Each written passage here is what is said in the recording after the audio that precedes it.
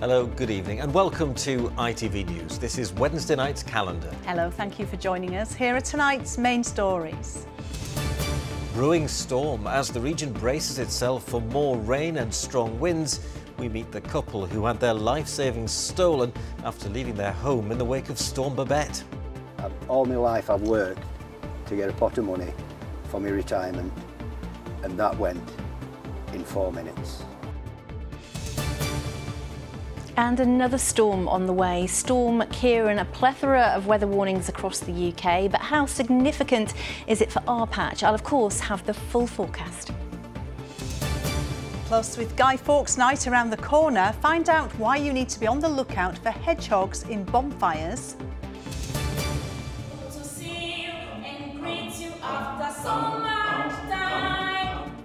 And more than a dozen languages, but one harmonious voice. The refugee choir in Sheffield, bringing unity.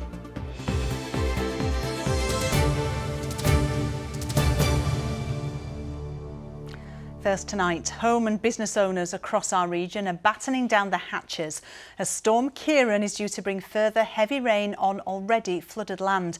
One couple in Mexborough in South Yorkshire who had their life savings stolen as they fled Storm Babette say they simply can't afford more damage to their home. Elsewhere, the clean-up is still going on amid warnings about more adverse weather in the next few days. Katie Oscroft reports. Emptying his home of possessions now ruined by floodwater.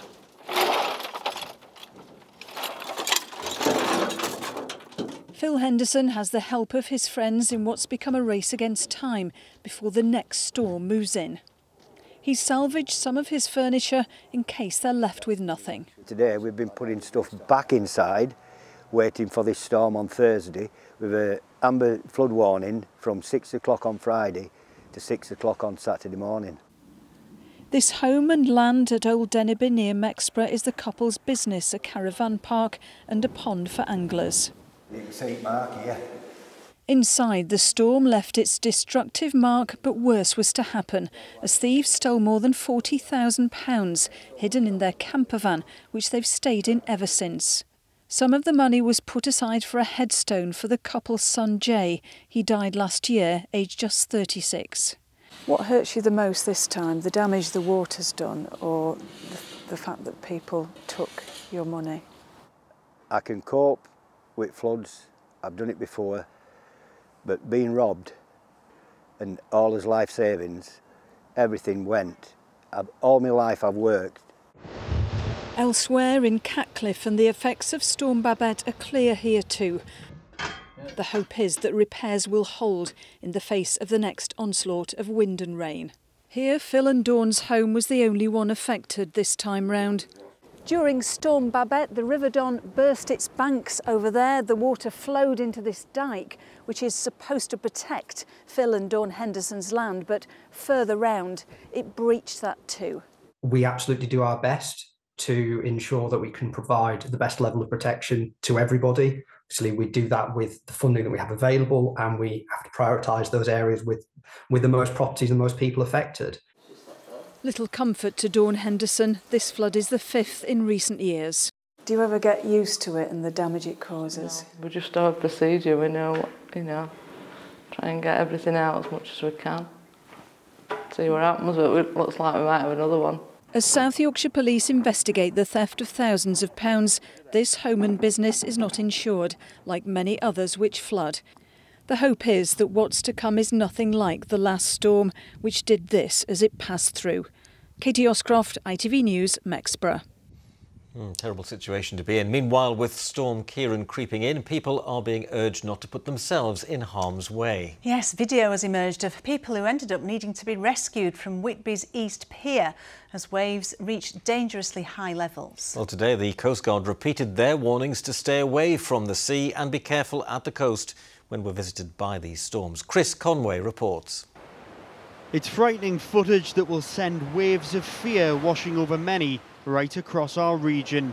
A child and an adult risking their lives walking onto Whitby's East Pier in dangerous conditions, high waves crashing over the concrete beside them.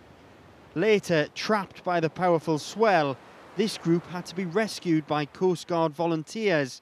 not just putting their own lives in danger, but the lives of their rescuers as well. So the team is made up of volunteers. So within our team, we've got people that work in our operations centre, we've got people that are joiners, we've got plumbers, we've got bin men, and they've got families too. So our advice again is, the weather's going to be bad the next couple of days. If there's no need to travel or go near the coast, just stay in. Today, both of Whitby's piers were closed by the council ahead of the expected arrival of Storm Ciarán. The Met Office has issued weather warnings for the days ahead, with half-term day trippers visiting Whitby today admitting they had an eye on the forecast. We're just hoping that it passes a little bit quicker and doesn't stop for too long. We're going to brave it out.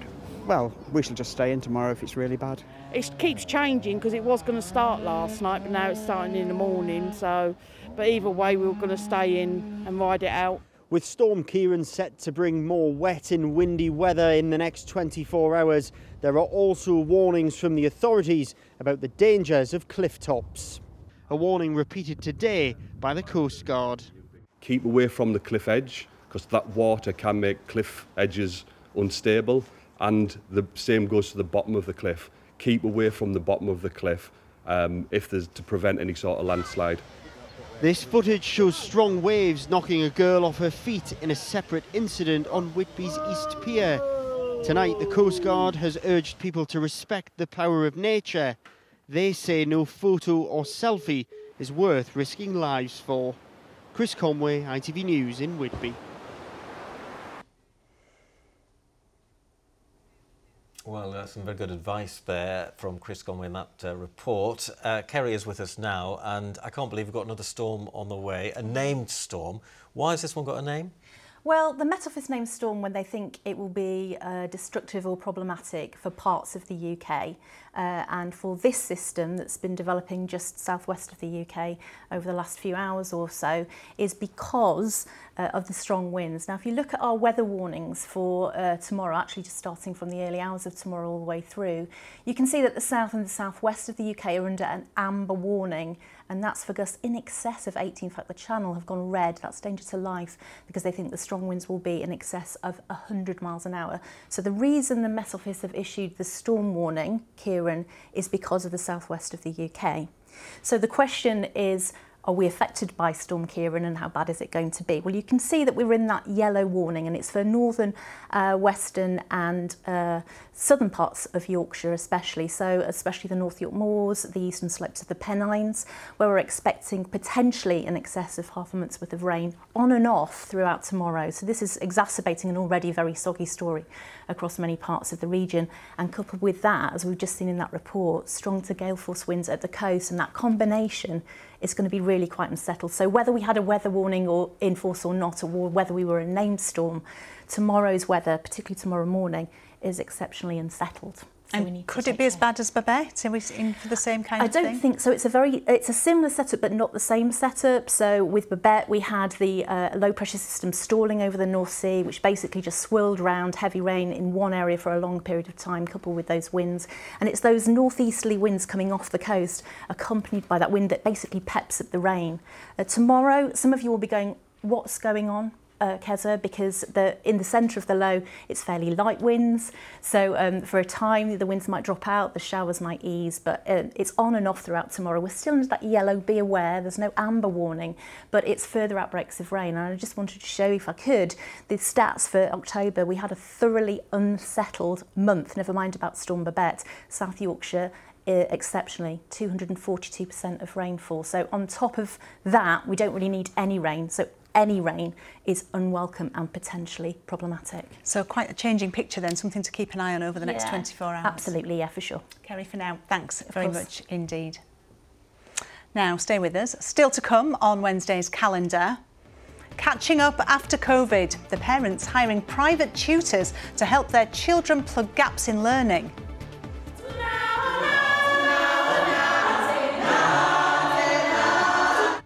And Sweet Harmony, the multicultural choir bringing people together in Sheffield. A murder investigation has been launched after a man was stabbed to death in a West Yorkshire village. The man in his 50s was found injured on Pleasant View in Midgley at around 3:45 yesterday afternoon.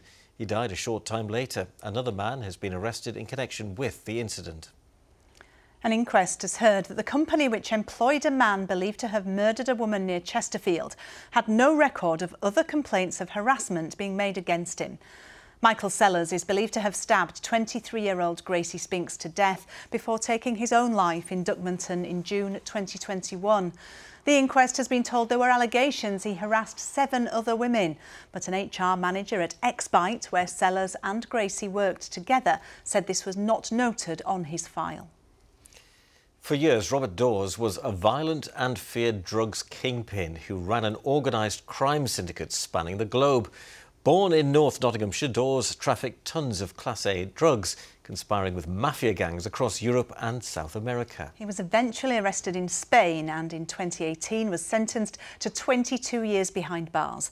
Now, as it marks its 10th anniversary, the National Crime Agency has been speaking to ITV News about how this notorious criminal was brought to justice. Phil Brewster reports. 2015, and armed police raid the home of Robert Dawes. Inside his luxury villa in Benalmádena on Spain's Costa del Sol, they discover a mountain of evidence linked to his criminal enterprise. Guns, piles of cash, and suitcases used to transport vast quantities of drugs around the world. Rob Hickenbottom was the man leading the hunt to catch Dawes. The guys went in, smashed the door in to get in, and he was still in bed, of course, because of the time of the morning. But so when he was brought out, there's a sense of relief that, yeah, we've got him. Growing up in Sutton Ashfield in Nottinghamshire, Dawes spent his teens burgling houses and stealing cars before moving on to drugs. By the early 2000s, he'd become a major player in the international drugs trade. He has the ability to operate with mafia groups, Cali mafia members from Colombia, but also the Camorra mafia members from Naples. You're talking about a guy that is known when he makes a threat, he will carry out that threat. For years, Dawes evaded justice until 2015, when police learned he was meeting with drug bosses from Colombia and Venezuela at this hotel in Madrid. Hidden microphones captured Dawes discussing how police intercepted one of his huge drug shipments to France. It crashed. It's all over the news. You don't see it? Yeah, well, I saw it. It has. Welcome. It's the biggest one they ever have. It captures him talking about his whole enterprise, the way he does his business, the levels of corruption involved, but most significantly, how he was able to achieve the smuggling of 1.3 tons of cocaine into Paris at that time. It was enough to arrest Dawes, and in 2018, he was sentenced to 22 years behind bars. The man you're about to hear about was a notorious figure in the British criminal underworld. The story of Dawes' rise to power is the subject of a new podcast highlighting the work of the National Crime Agency, which was formed a decade ago. For those who helped to bring him down, it's a chance to highlight the work they do. Some major criminals have been taken off the streets of the East Midlands region, and that crime group has been largely dismantled from top to bottom. We do have an impact because these people, such as Dawes, are not now on the streets to deliver their harm. Phil Brewster, ITV News. The ITV Evening News continues at 6:30 with more on Storm Ciarán. Here's a look at what's happening with Mary Nightingale. Coming up on the programme, bracing for Storm Ciarán. Flights and trains are cancelled as 100-mile-an-hour winds look set to batter parts of the UK. A red alert for the Channel Islands and multiple flood warnings for England and Wales as this latest storm gathers pace. Hundreds pour into Egypt as the Rafah crossing from Gaza finally opens. Foreign nationals and the badly injured are the first to pass through. And shame on you, Robert De Niro's court outburst as the legal battle between the actor and his former assistant heats up. Will you join me for those stories and more at 6:30? See you shortly, Mary. Thank you. Now then, when the COVID pandemic hit, there was huge disruption to primary school education right across the Callander region. And now some parents have turned to private tutors to help their youngsters catch up with missed lessons. But hiring them is not cheap, and despite a government-led national tutoring programme, there's no guarantee of long-term funding. Raheem Rashid has been finding out more. Precious. Yeah, very good. Private tutors have never been so popular, and their tutees are getting younger. One teacher at Hepworth Junior and Infant School in Huddersfield says young people are using them for personal development. Quite often we see that children might use them just for a confidence boost or preparing for exams, becoming high school ready for secondary school and things, that they might use them in that capacity as well. Figures show almost 1 in 5 Year 7s reported having private tutoring in their final year of primary school, with more than a quarter of those having private tuition reporting they were studying for a school entrance exam. One-to-one private lessons are helping pupils who may struggle in particular areas that just can't be helped in a classroom of 30. I have a feeling something's wrong. What do you think's wrong? I think it's RNF. Like Charlie, who needs help with his handwriting. Doing well. Probably the size of it. Because before it used to be really big, now it's not that big. With the SATs upcoming, I'd be very nervous about that. Because if I got the answer right, but they couldn't see my writing like that good, it would be wrong. I think they're essential for some students. Post-pandemic, it's left students with a lot of gaps in their learning, and tuition can step in and provide that kind of personalised, tailored approach that a classroom environment just isn't able to provide. At around £30 an hour for a private lesson, there's been concern that some children could be left behind if their parents couldn't afford tuition.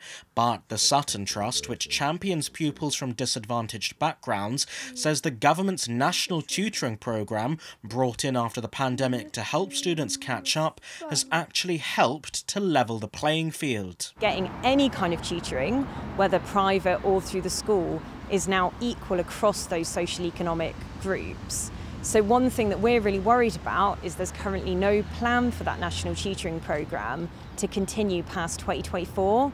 So we really want to see government commit to having that programme in the long term. The government tells us it's made over £1 billion available to help tutor children who are most in need, and that it'll continue supporting schools to deliver tutoring into the future, though it doesn't say for how long. Raheem Rashid, ITV News. So the sport now, and Mansfield Town suffered their first defeat of the season last night. The Stags were vying for a place in League Cup quarter-finals, but fell to a 1-0 defeat to Port Vale in absolutely horrendous conditions. Just look at that. Better news for Bradford, though. They eased into the next round of the EFL Trophy. Lyle Taylor bagged a first-half hat-trick against Manchester City's under-21s. Sheffield Wednesday's owner Jeffon Chansiri has confirmed that all staff and an outstanding bill to HMRC has been paid. In an interview on Monday, the Thai businessman had called on 20,000 fans to donate £100 each to cover the costs. Chansiri claims cash flow problems was the reason for the delayed payments. A transfer embargo that was placed on the club will now be lifted. A candlelit vigil will be held in Sheffield on Saturday for the ice hockey player Adam Johnson. Tributes will be paid at Sheffield's Utilita Arena to the Nottingham Panthers player who died following a freak accident in last weekend's game against the Sheffield Steelers. A minute's silence will also take place after the vigil. A similar memorial event will be happening at Nottingham's Motorpoint Arena on the same day. Now, they're extremely cute, very prickly, and have the habit of hiding in compost heaps and hedges. I thought that was you for a minute till that last bit. It's always a joy to see a hedgehog. It certainly is, but at this time of year, the worry is they'll find a home in firewood. And on bonfire night, that could be fatal for the already endangered creatures, as Amrit Birdie can explain. Bonfire night is enjoyed by millions of us every year in the UK, whether you attend a display or build a fire in your own back garden. But the mild autumn weather we've been having means there is a risk your bonfire could be hiding unexpected inhabitants. Hedgehogs.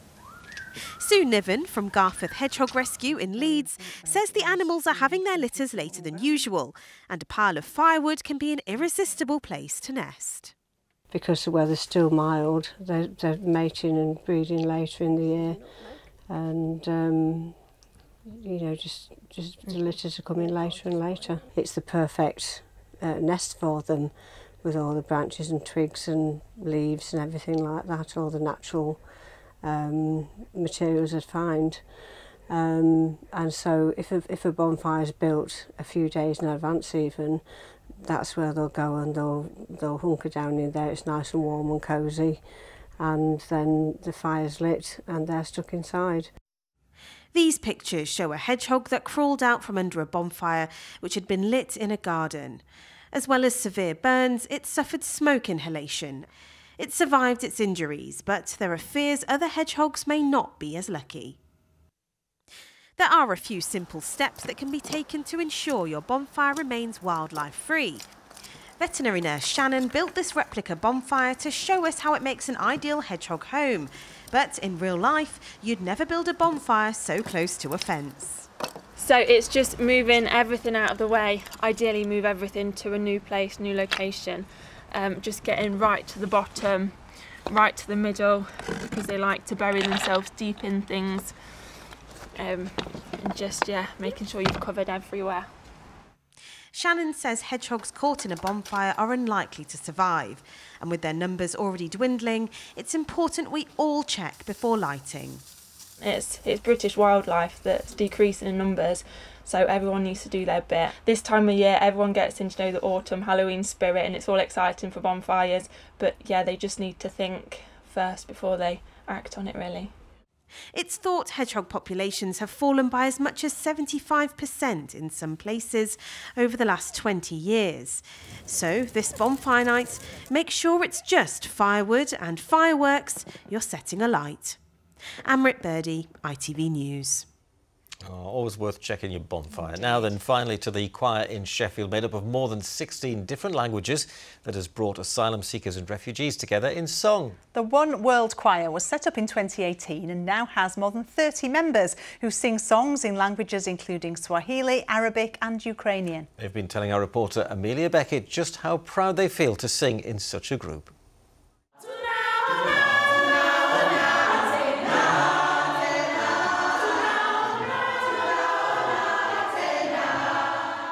In Swahili, they sing "We Meet Again" in a church in Sheffield, a song epitomising what this choir means: unity, friendship and joy.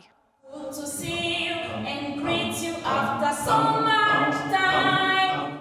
Written by Fida, a refugee from Congo. Choir, this one word, for me is like, I don't know, it's like family. I get it like family because if I'm in the choir, I feel better. When I sit down, I think this choir is like flower. There is all the flower in the bouquet, the one bouquet. When you put together, it look nice. The choir was set up by Emma McKay to bring together refugees and asylum seekers across Sheffield, a chance to share their languages, cultures and backgrounds through music. I came here when I was still in asylum and everything. This choir helped me a lot, you know. All those stress, all those going off your head. When you come to choir, you feel at home, like what our sister sang. I feel alive and home.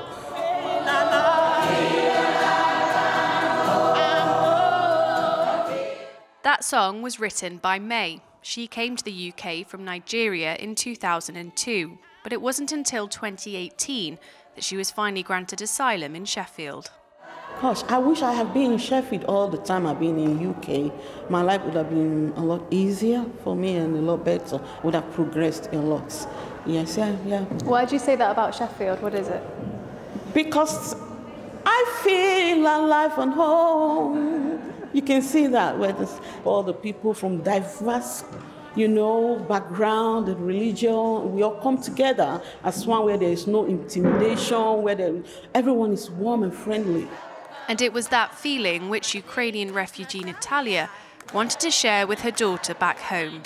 I asked our members of our choir to sing Happy Birthday song in their language, and yeah, so I made a film with this song in 12 different languages. This is thanks to the choir. A choir made up of people from around the world who stand side by side in harmony.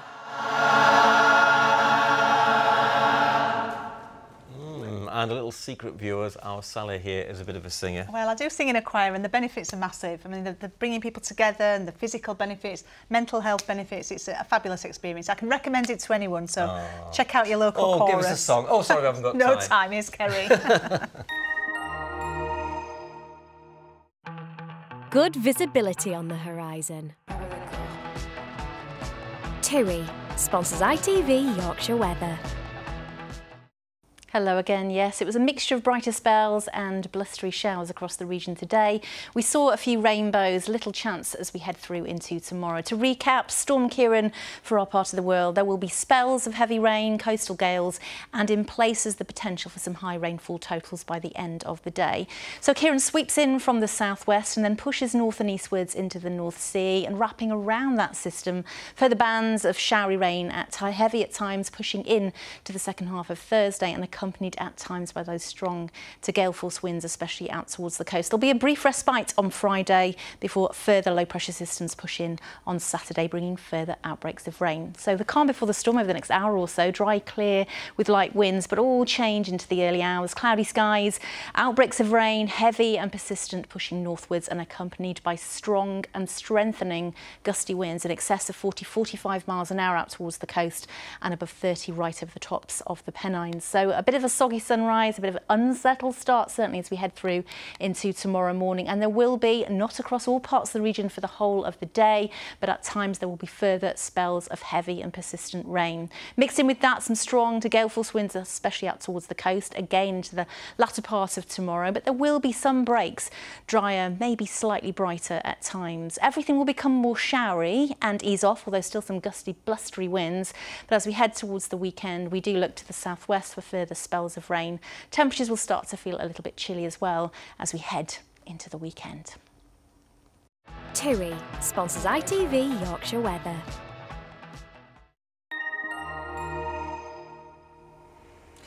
And that current yellow warning is in place from 6 a.m. tomorrow until 6 a.m. Friday. OK, Kerry, we'll keep an eye out. Thanks very much indeed. And that's it from us for now. I'll be back at 10:30 with the late news. Mary is next, but from all of us here, bye-bye. Yeah, stay safe. Have a good evening. Good night. Bye.